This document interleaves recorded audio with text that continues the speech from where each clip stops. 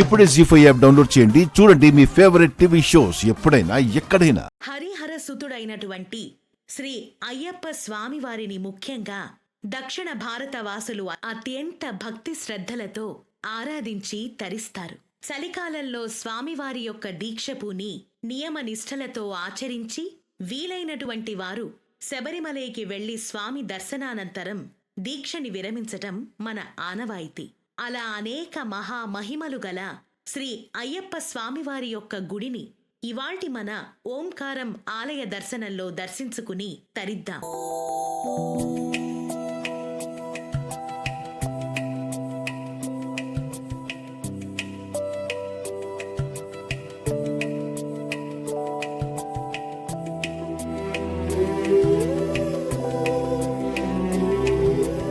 ఖమ్మం జిల్లా వైరా పట్టణంలో రహదారిని ఆనుకుని వెలసినటువంటి శ్రీ అయ్యప్ప స్వామివారు ప్రతినిత్యం భక్తులకు దర్శనమిస్తూ వారిని అనుగ్రహిస్తున్నారు.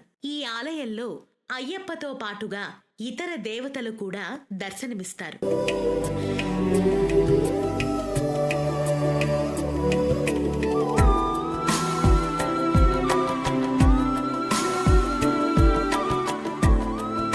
ఈ ఆలయ ప్రాంగణంలోని 54 అడుగుల ఎత్తు శ్రీ ఆంజనేయ స్వామివారి యొక్క విగ్రహం 1999లో నెలకొల్పబడింది.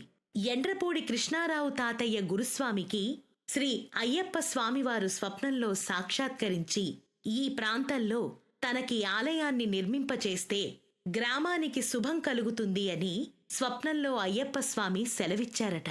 దాంతో ఎకరమున్నర ప్రదేశంలో 1994లో శంకుస్థాపన జరిగి 1955లో ఆలయ నిర్మాణాన్ని పూర్తి చేశారు. ఇక్కడి అయ్యప్ప స్వామివారి యొక్క సన్నిధిలో నిత్య పూజలతో పాటుగా ప్రతి బుధవారం ప్రత్యేక పూజలు కూడా జరుగుతాయి.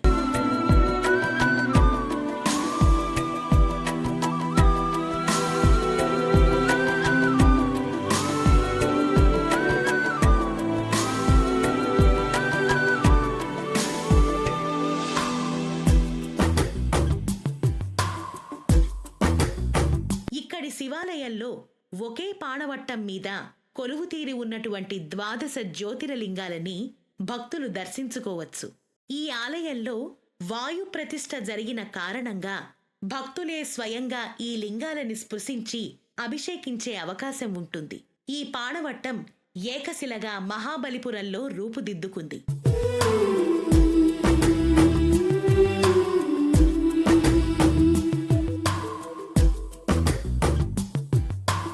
ఇదే ఆలయ ప్రాంగణంలో నెలకొని ఉన్నటువంటి కలియుగ దైవం శ్రీ వెంకటేశ్వరుడి యొక్క విగ్రహ ప్రతిష్టాపన మహోత్సవం 2007వ సంవత్సరంలో అనగా 12 జ్యోతిర్లింగాల యొక్క ప్రతిష్టాపన జరిగిన రోజే చోటు చేసుకుంది. ప్రతి శుక్రవారం స్వామివారికి అభిషేక వైభోగంతో పాటు ప్రతి శనివారం ఆ కళ్యాణ మహోత్సవాన్ని భక్తులందరూ కూడా కన్నులారా తిలకించి తరిస్తారు.